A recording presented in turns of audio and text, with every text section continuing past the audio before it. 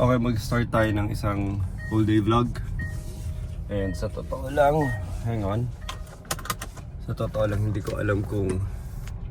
Sorry. Sa totoo lang, hindi ko alam yung i-vlog ko today. Pero I just want to get it started. So, I started doing speed vlogging siguro.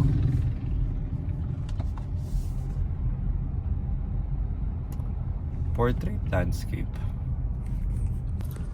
Okay, so let's start a whole day vlog. So it's still speed vlogging pero hindi ko na siya pinupost in real time.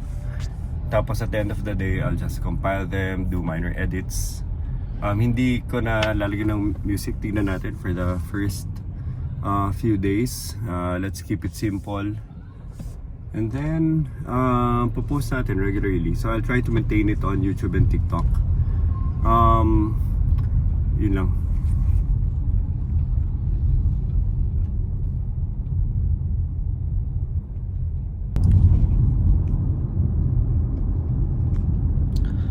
Okay, start tayo, let's speed vlogging, and I'm actually torn if I wanna do it. Okay, so speed vlogging ulit. First ever, okay, speed vlogging ulit, and this is the speed vlogging ulit. Actually, I'm torn between doing like vertical or landscape na video content. Vertical, syempre specifically for TikTok. Horizontal, gusto ko sana na even though it's not really the right format for TikTok, pwede natin ilagay at i-compile sa YouTube. Kasi syempre, one of my fears would be ilalagay natin sa TikTok, tas later on mas strict ang TikTok more than YouTube. So nanghinaing lang ako if I'll be doing it more portrait or landscape. Pero nako-compile ko naman sa YouTube ng yung mga portrait videos natin. Unfortunately, ang hirap lang i-sort and then send. Okay, so a few thoughts lang. Ano yung mga... So a few realizations lang. So a few realizations lang dun sa time na nag-speed vlog ako 2 years ago. Tapos nag-stop ako siguro almost 7-8 months na. Tapos ngayon sinisimulan ko ulit mag-speed vlog. So a few realizations lang dun sa time na nag-speed vlog ako for almost siguro mga 2 years back. And right now sinisimulan ko ulit. Actually, sobrang daming realizations. Kasi before I did speed vlogging, a little bit of context. So before I did speed vlogging way back, tignan nyo na lang kung may time kayo.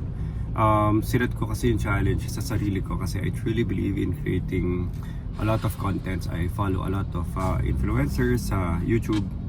And syempre you get a lot, you get different advices and tactics.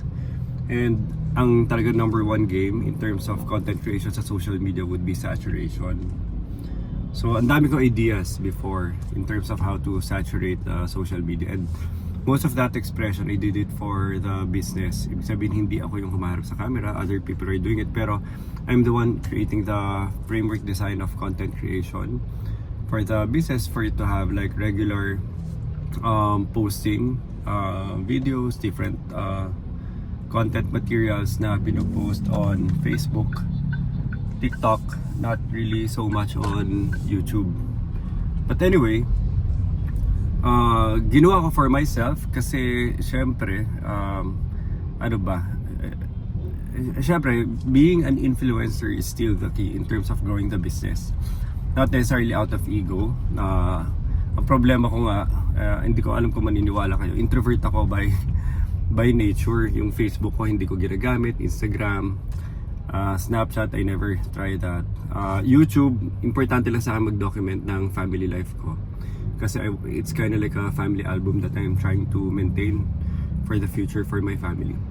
But for everything else, I never really did anything for myself na magko-content create ako.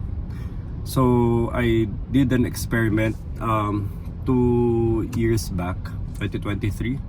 Sinabi ko 1,000 videos in 90 days. And paano ko siya ginawa? Grabe oh. Nag-post ako ng isang content for one day. And after posting that video, sinabi ko napakadali naman kung wala namang edit, upload ko lang, wala na music. So sinabi ko if I can do one every day, nag-math ako, kinwento ko. One every day is very easy, so I can easily do 10 every day. 10 times 100 days would be 1,000. Pero sinet ko, 90 days, gawa tayo ng 1,000 videos. So every day, pinupush ko yung sarili ko just to beat that 90 days ng around, siguro nagpo-post ako mga 15-20. And I did more than 1,000 videos for 90 days. And it was never really about the views. After noon, ang isang pinaka-ultimate realization ko, hindi siya tungkol sa views. Tungkol pala yung exercise na yon na masanay lang ako sa camera. Which is really hard kasi whenever you look at the camera, there's so many thoughts that comes into your head. Like, syempre, di ba, hindi naman ito yung kung maharap lang ako sa camera tapos ilalagay ko sa hard drive ko, napakadali, di ba? It would be very natural. Pero when you look at the camera, there's so many things rushing into your head. Like, di ba? Panonood ka ng mga tao, i-judge ka nila, pagtatawanan ka nila, or wala lang. And that's basically human instinct maging defensive whenever we face the camera. Kasi we know that the objective is to put it on social media. So yun yung skill na natutunan ko for that 90 days. Na-continue ko siya, siguro I'm not sure, like 4,000, 5,000 videos, hindi ko na binibilang. Dire-diretso lang non-stop content. Hindi ko rin inisip kung may views o wala, if it's entertaining or not. And I was trying to find that next level of upping the production, like making better contents. Pero I was also trying to stick to the philosophy of speed vlogging. In terms of business value, yes, actually a lot. And ngayon ko lang nare-realize. And it's not really in the sense of may pera bang pumapasok for every content that I create. Yung lahat ng pinost ko sa TikTok was zero monetization yun. I really don't know how to monetize it on TikTok. And I did a lot of different millions of views. Pero I gained a lot of connections, partnerships that one, relationships. Pangatlo, talents that are coming in the company applying for work.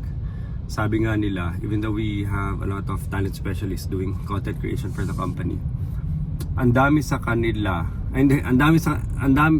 so a few realizations lang dun sa time na nag-speed vlog ako for almost siguro mga 2 years back. And right now sinisimulan ko ulit. Actually sobrang daming realizations. Kasi before I did speed vlogging, a little bit of context. So before I did speed vlogging way back, tignan nyo na lang kung may time kayo. Sinet ko kasi yung challenge sa sarili ko kasi I truly believe in creating a lot of contents. I follow a lot of influencers sa YouTube. And syempre you get a lot, you get different advices and tactics. And ang talaga number one game in terms of content creation sa social media would be saturation. So ang dami ko ideas before in terms of how to saturate social media, and most of that expression I did it for the business. Ibig sabihin hindi ako yung humarap sa camera, other people are doing it, pero I'm the one creating the framework design of content creation for the business, for it to have like regular posting videos, different content materials na pinopost on Facebook, TikTok, not really so much on YouTube. But anyway, ginawa ko for myself kasi syempre syempre being an influencer is still the key in terms of growing the business, not necessarily out of ego. Ang problema ko nga, hindi ko alam kung maniniwala kayo, introvert ako by nature. Yung Facebook ko hindi ko ginagamit, Instagram, Snapchat, I never tried that. YouTube, importante lang sa akin mag-document ng family life ko kasi it's kind of like a family album that I'm trying to maintain for the future for my family. But for everything else, I never really did anything for myself na magko-content create ako. So I did an experiment 2 years back, 2023. Sinabi ko 1,000 videos in 90 days. And paano ko siya ginawa? Grabe oh. Nag-post ako ng isang content for one day. And after posting that video, sinabi ko napakadali naman kung wala namang edit, upload ko lang, wala na music. So sinabi ko if I can do one every day, nag-math ako, kinwento ko. One every day is very easy, so I can easily do 10 every day. 10 times 100 days would be 1,000. Pero sinet ko, 90 days, gawa tayo ng 1,000 videos. So every day, pinupush ko yung sarili ko just to beat that 90 days ng around, siguro nagpo-post ako mga 15-20. And I did more than 1,000 videos for 90 days. And it was never really about the views. After noon, ang isang pinaka-ultimate realization ko, hindi siya tungkol sa views. Tungkol pala yung exercise na yon na masanay lang ako sa camera. Which is really hard kasi whenever you look at the camera, there's so many thoughts that comes into your head. Like, syempre, di ba, hindi naman ito yung kung maharap lang sa camera tapos ilalagay ko sa hard drive ko, napakadali, di ba? It would be very natural. Pero when you look at the camera, there's so many things rushing into your head. Like, di ba? Panonood ka ng mga tao, i-judge ka nila, pagtatawanan ka nila, or wala lang. And that's basically human instinct maging defensive whenever we face the camera. Kasi we know that the objective is to put it on social media. So yun yung skill na natutunan ko for that 90 days. Na-continue ko siya, siguro I'm not sure, like 4,000, 5,000 videos, hindi ko na binibilang. Dire-diretso lang non-stop content. Hindi ko rin inisip kung may views o wala, if it's entertaining or not. And I was trying to find that next level of upping the production, like making better contents. Pero I was also trying to stick to the philosophy of speed vlogging. In terms of business value, yes, actually a lot. And ngayon ko lang nare-realize. And it's not really in the sense of may pera bang pumapasok for every content that I create. Yung lahat ng pinost ko sa TikTok was zero monetization yun. I really don't know how to monetize it on TikTok. And I did a lot of different millions of views. Pero I gained a lot of connections, partnerships at one, relationships. Pangatlo, talents that are coming in the company applying for work. Sabi nga nila, even though we have a lot of talent specialists doing content creation for the company, ang dami sa kanila, paano ba nila sinasabi? Parang ang laki daw ng binaba ng attention ng company and applicants coming in dahil nag-stop ako mag-content create. And I thought like I was able to create a framework and system na mas maging automatic yung content creation. So anyway, I don't want to keep this too long. What's the objective? Ito. So, inopen ko lang yung camera ko, one random drive going to the office. Inopen ko lang yung camera ko at gusto ko lang mag-start mag-content create ulit. And yun yung pinakamahirap na part ang pinakamahirap na part would be yung actually continue ko na to sa second part. Panoorin nyo na lang yung next video, it's too long already. I-share ko sa inyo yung pinakamahirap na part ulit, starting again. What I lost, what I realized, what I gained before that I lost because I lost the momentum. And what nawawala sa utak yung sasabihin ko. And what I want to gain again. So I'll share that on the next one. Post ko muna to. Speed vlogging, no music, no edits, no fancy stuff. Doing it horizontally para magamit ko rin sa YouTube. So I'll repost on YouTube. Anyway, so talking about my realizations lang. So going back to my realizations nung nag-speed vlogging ako, one thing na talagang nawala sa akin ngayon that I'm trying to recover and bring back would be yung ability to siguro constantly eliminate yung thoughts na ginajudge ka ng ibang tao. And minsan nga parang napaka egocentric na i-judge ka ng ibang tao kasi in reality pwedeng wala naman nakakita sa'yo, no one cares. And ang hirap lang i-overcome, so tinatry ko lang din makipag-judo sa sarili kong utak in terms of like gawin mo na yan, wala rin may pake sa'yo, masyado ko nag-overthink. And yun yung, and it's not really, wag tayo mag-focus doon sa thought na yun, pero mag-focus tayo doon sa idea na I was able to easily overcome that before. Hindi ko siya minamind, hindi ko siya iniisip na pumapasok yung thoughts na yun, pero easily na-eliminate ko, or even bago pa dumating yung thoughts na yun, nakaka-cancel ko siya by posting quickly on TikTok. Tapos sasabihin ng sarili ko, gusto sana kita bigyan ng marami pang negative thoughts, kaya lang na-post ko na sa TikTok, so there's no point. So yun yung skill na nawala sa akin, yung nauutakan ko yung sarili ko. Inuutakan ko na hindi ako mag self-judge, hindi ko i-over-criticize yung sarili ko. And I guess siguro it's a reflection on a lot of things in life, diba? Na marami tayong gusto gawin, pero hindi natin magawa. Kasi ang number one na enemy natin, at naririnig naman natin yung sarili natin. So yeah, so when I did 4,000 videos before, yun yung isang skill na nakuha ko without me knowing na nakuha ko na siya, kasi it was just a lot of regular posting everyday na hindi ko masyado iniisip.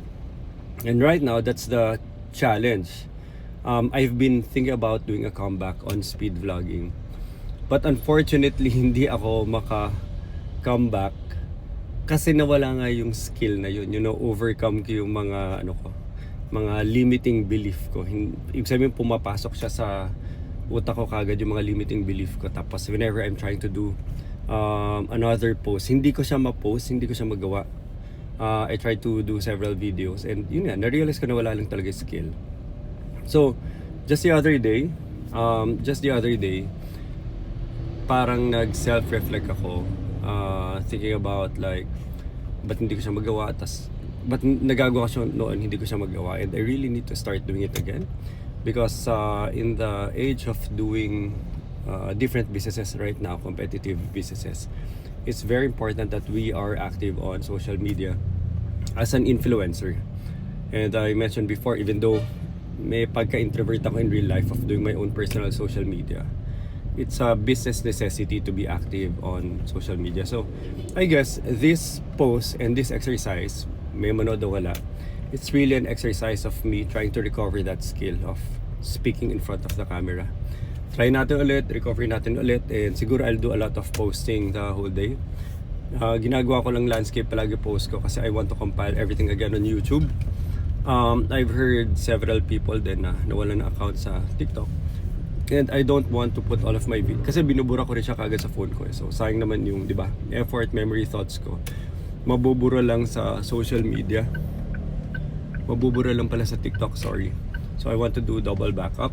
Entire compilation would be on YouTube. It would be hours and hours of connected horizontal videos na that I'm taking, and everything else ipopost ko na lang regularly dito sa TikTok as a speed vlog.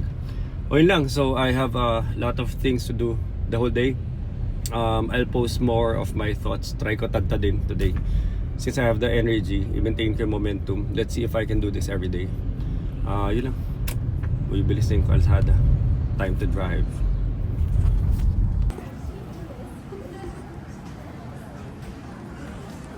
Okay, around 4 PM paalis na tayo dito, and ito yung team natin for the Okay Po AI. Si Josel, binibuild niya yung community platform. Si Sean, binibuild niya yung Okay Po page platform. Si pangalan nito, si Rohart. Si Rohart may sakit, tsaka siya yung unang user, Okay Po developer ni Sean for the Okay Po page platform. Si Gio, what's up? Assessmate, so separate platform. Paalis na kami dito, and bago ako umalis, I just want to do a little bit of documentation kasi nga sinatsaga ko ngayon na magkaroon ako ng everyday speed vlogging. Jonathan! Yo. So si Jonathan, si Julius, iba naman sila. Development for OpenCI. So it's basically a field BFSI application.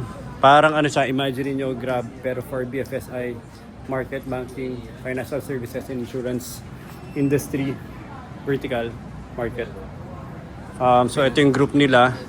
Yung iba naka-work from home, saka nandun sa breakout area.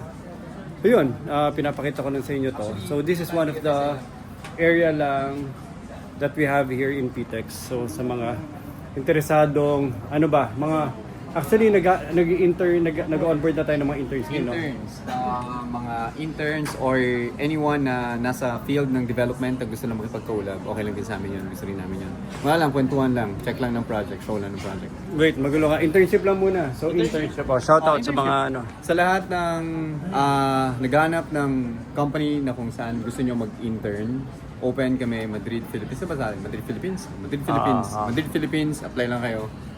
So dito, tsaka ito mga ano, ito batch 1 interns natin. Batch 1, tama? Yes. That's what Ngayon, ano na, full-time. Full-time developer na natin. yung full-time.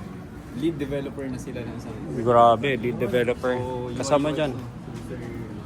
Kasama sa mga lahat ng nag-doubt sa'yo, sa mga kaaway mo, sa mga bumasted sa'yo. Yan. Yung jowa niya, yung jowa. Randy, taga Baguio? Akit yan. Kaya nagtitipid yan. Namumundok ha? Namumundok. So si Randy, batch ano ka? Batch 1. Si Rohart, recent intern na inabsorb namin. Yung ibang interns nandun din eh. Rohart, anong batch ka? Batch 4. So batch 4. Prompt engineer and context engineering din ang ginagawa niya. Ibang topic na ibang usapan. Si Gio, external, hindi ka nag-internship sa ano no?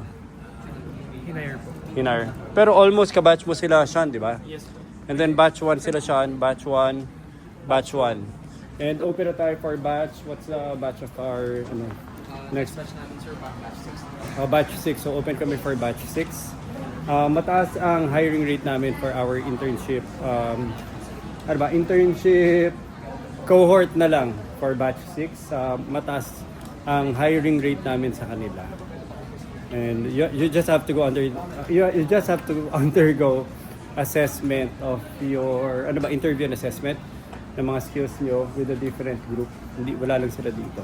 So, gagawa kami ng link. Ipopost ko natin yon. Sean, i-up nyo yung link ko para yung mga interesado mag-internship. Punta lang kayo sa link na. Pero for now, just go to... Saan ba sila pupunta? Madrid, Philippines? madridph.com na lang muna. Follow nyo yung link. Tapos may internship dun. May internship tayo dun, di ba? Sa madridph.com. If they... ito pala. Sorry. Ito pala ang master ng nasa kanya yung ATS eh. Sila yung nagde-develop na ATS. Ito. So, meron bang internship sa hiring job board natin? Wala po internship. Bale po internal hiring and then external hiring. Hindi, saan sila? I-click nila link? Isa muna po sa jobs Madrid.ph. Hindi, yun nga. madridph.com. From there, pwede sila, may link doon na makapag-apply sila for internship. Tama ba? Meron ba dito internship? O idadagdag niya. So, pero anyway, the link is madridph.com. madridph.com. Magre-release pala kami ng separate link para makapag-apply kayo for internship. Yun lang muna. So, documentation na lang muna. I'll do more formal presentation and sharing of my insights on another video. But for now, very random lang to. So, low expectation muna ako. Bye-bye guys! Goodbye. Abutan na to, abutan.